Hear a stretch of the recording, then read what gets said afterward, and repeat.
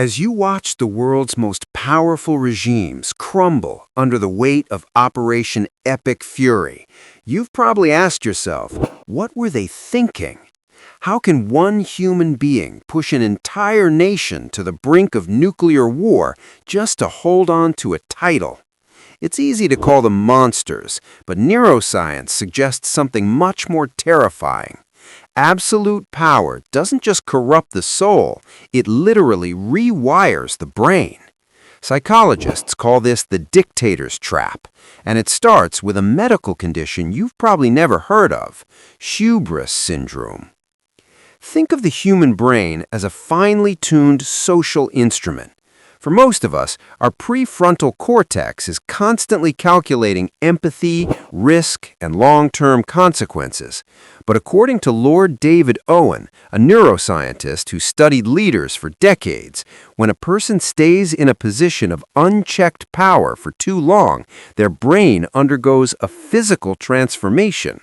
This is known as the winner effect. As researcher Ian Robertson explains, power acts like a drug, flooding the brain with testosterone and dopamine. While this makes a leader smarter and bolder in the short term, a chronic overdose eventually burns out the empathy centers. In plain English, dictators lose the biological ability to care.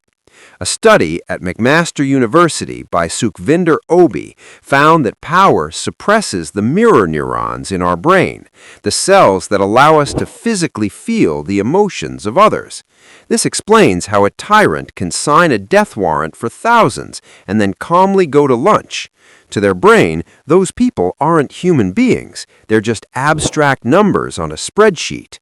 But there's a deeper, more dangerous gear in this machine called malignant narcissism.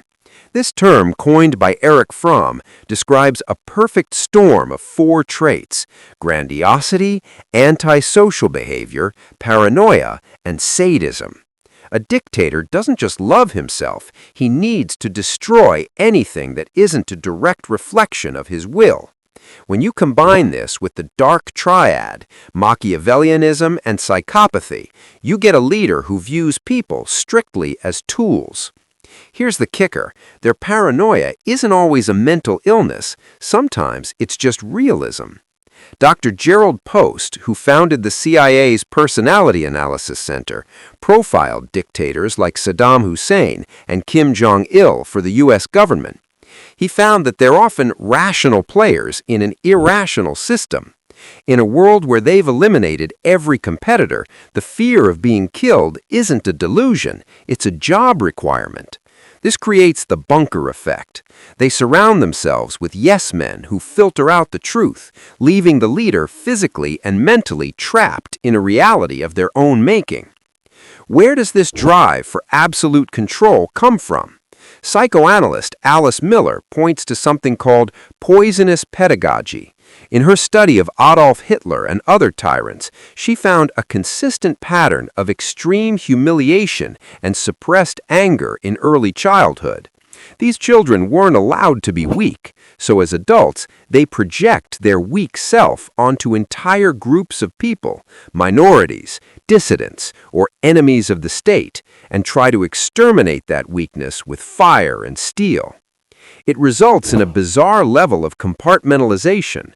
Joseph Stalin could spend his morning being a doting father to his daughter and his evening listening to classical music while checking off names on a fresh execution list.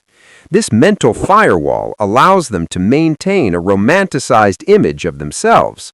Saddam Hussein even wrote romantic novels like Zabiba and the King, casting himself as a sentimental hero while his hands were covered in blood. Yet for all their grandiosity, they're often paralyzed by the smallest vulnerabilities. Many dictators, including Hitler and Kim Jong-il, had a pathological fear of dentists. Why?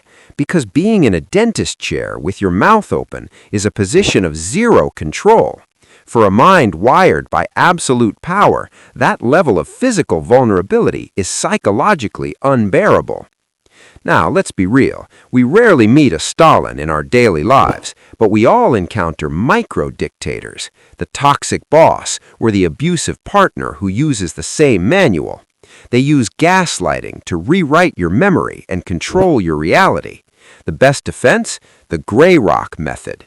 Dictators, big or small, feed on your emotional reaction. If you become as boring and unreactive as a gray rock, they lose interest and move on. We also have to ask, is it the person or the system? Philip Zimbardo's Stanford prison experiment proved that if you give an ordinary person unchecked power, they can become a sadist in just 6 days. This suggests the dictator's dilemma is a survival trap.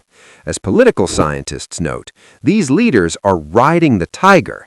They can't get off because the moment they show mercy or stop the repression, the system they built will devour them.